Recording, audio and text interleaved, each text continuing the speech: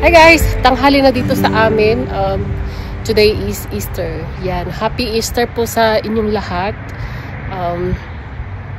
So kanina egg hunt si Hana at saka yung mga bata naglaro sa labas. Nagtatahi ako ng alambre para sa duck coop.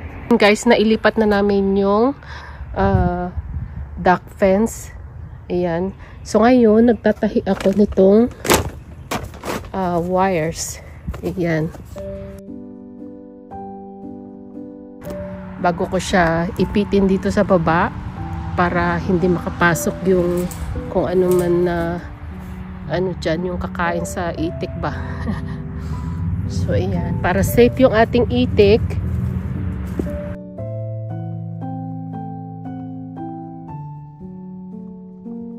So dito na ako.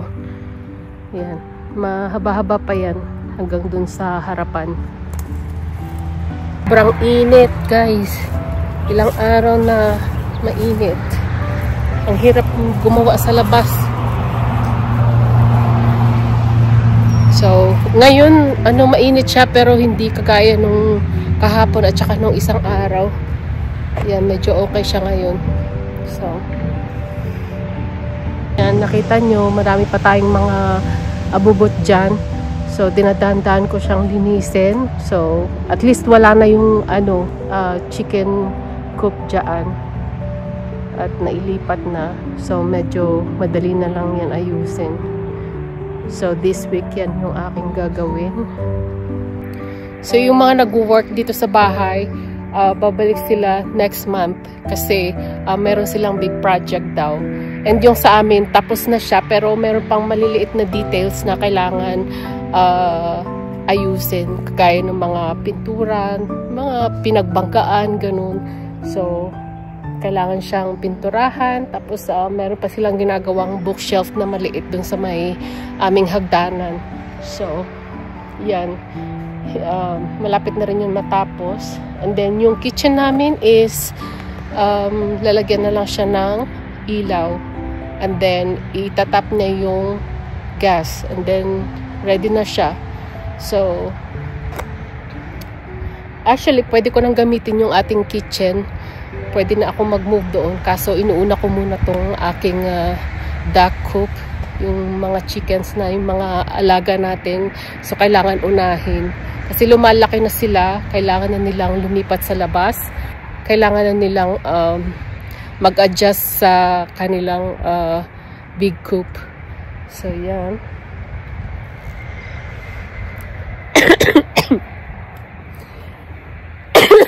Yan. So medyo masakit pa rin tayo pero carry lang yan. So ito pa lang muna yung ating setup dyan. So nilalagay ko rin yung itik dyan sa loob. So yung mga chicks dito sa taas, and then yung mga itik dyan sa baba. Pero mamayang gabi baka ilagay ko na yung mga itik dyan. Kahit wala muna tayong bubong dyan, okay lang kasi hindi naman uulan. So yan yung ating mga chicks. So yung chicks natin, nagdagdag ulit ako ng 4. So ayan siya. So bali 4 na ganyan. So yung tawag dyan is Egger Olive. So okay naman sila ihalo lahat. Wala namang problema so far. Ayan. Ayan yung gray na yan. Yan sila yung yan yung Egger Olive.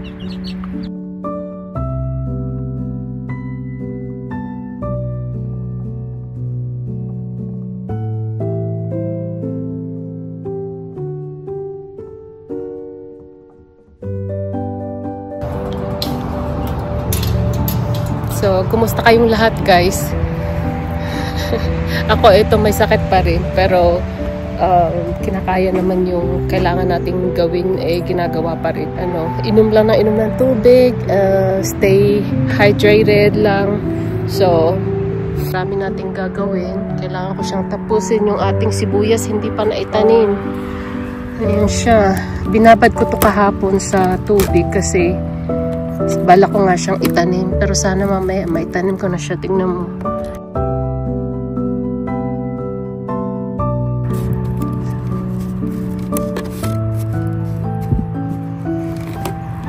So yung ating mga itik guys, gustong gusto nila dyan sa ilalim ng lilac tree.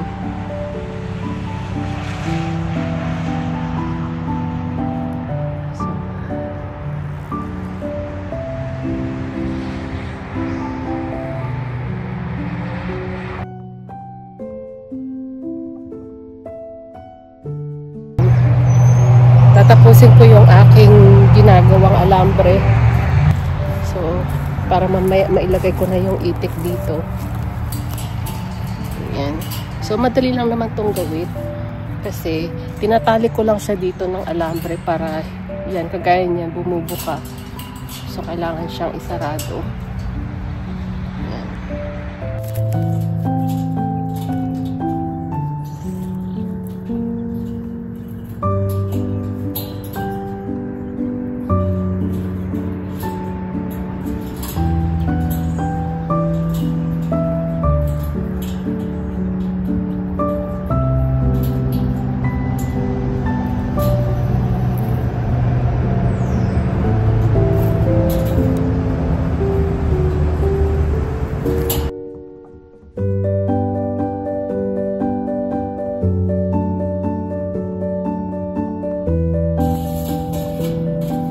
Guys are enjoying your Easter Sunday with your family and your friends. Ako, okay na ako dito. Masaya na ako sa aking ginagawa.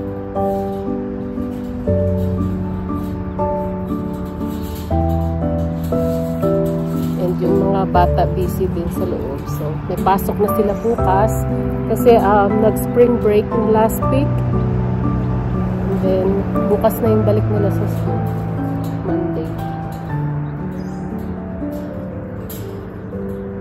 And then, siguro, mga 1 month na lang. And then, summer break na. Yehey!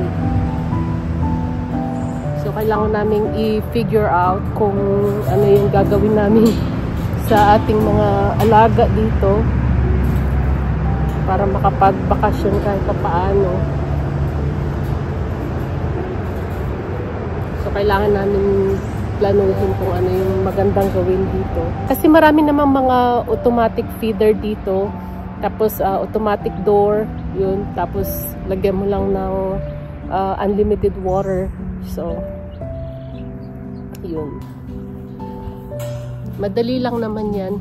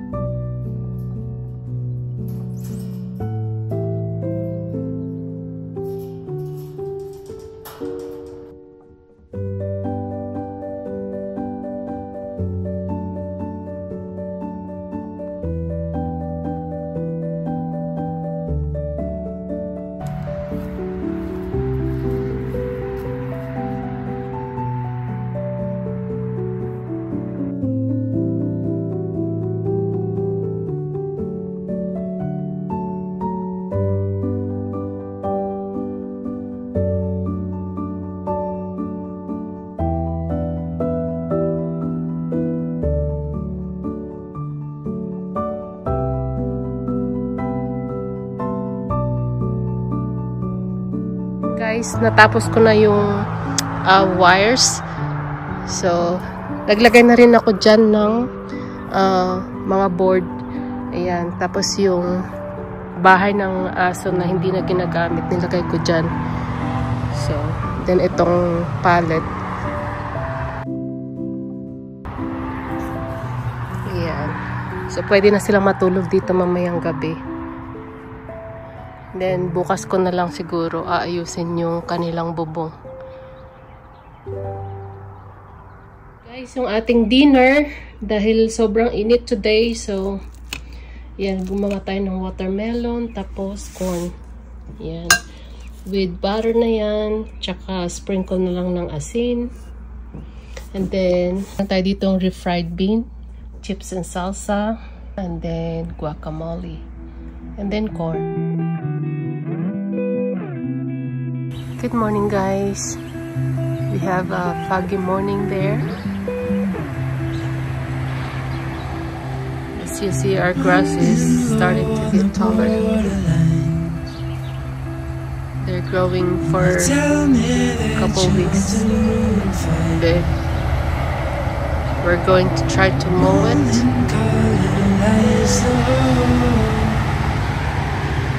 So yung garden bed is nandyan na.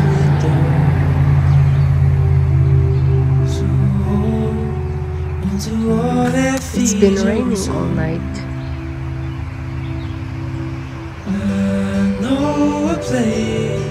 So guys, wala na namang tira sa ating mga tanim dahil inubos na naman nila kahapon.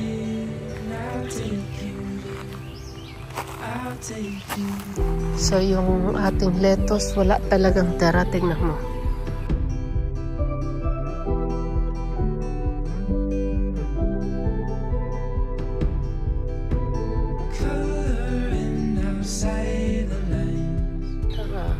Wala na. Inubos ng itik. So, I mean, it's okay.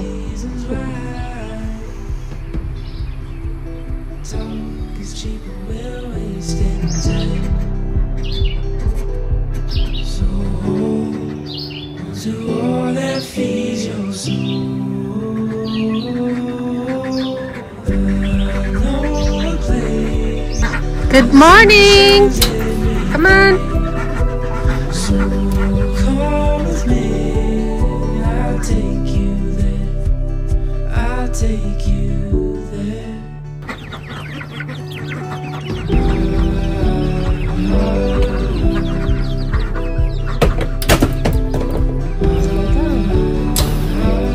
Alright, where's we're gonna go feed the ducks?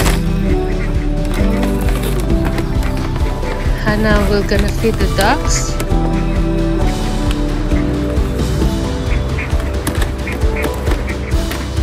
We are gonna feed all the Uncle Danes.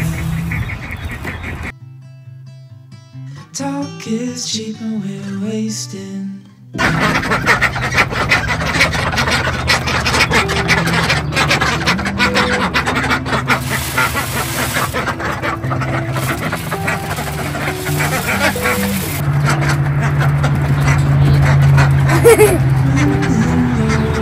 We're all in a hurry to eat. You tell me that you're doing fine. Morning color lights on. Right on through the door. So Oh, there they are. onto all that feeds your soul.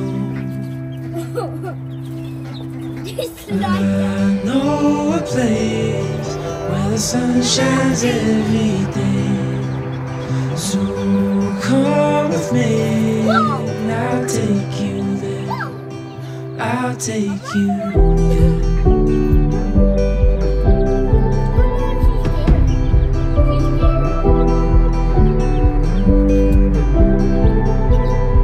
Got it. Coloring outside the Good job. You tell me you're just passing by, drowning in your reasons why. Talk is cheap and we're wasting time. Oh, there's one left. Onto all that feeds your soul. I know a place where the sun shines every day. So come with me, I'll take you there. I'll take you there.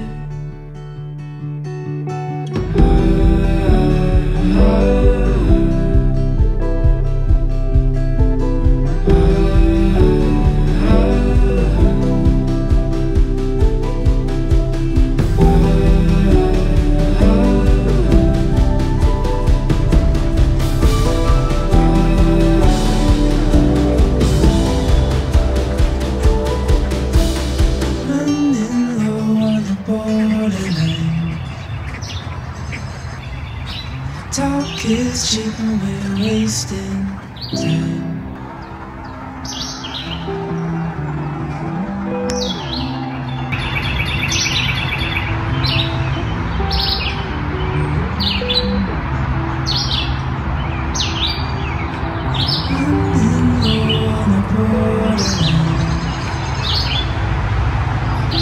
Tell me that you do fine. Morning color lights the hall.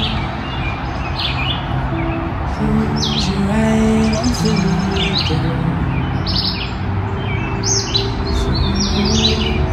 Into all that feeds your soul. I know a place where the sun shines every day.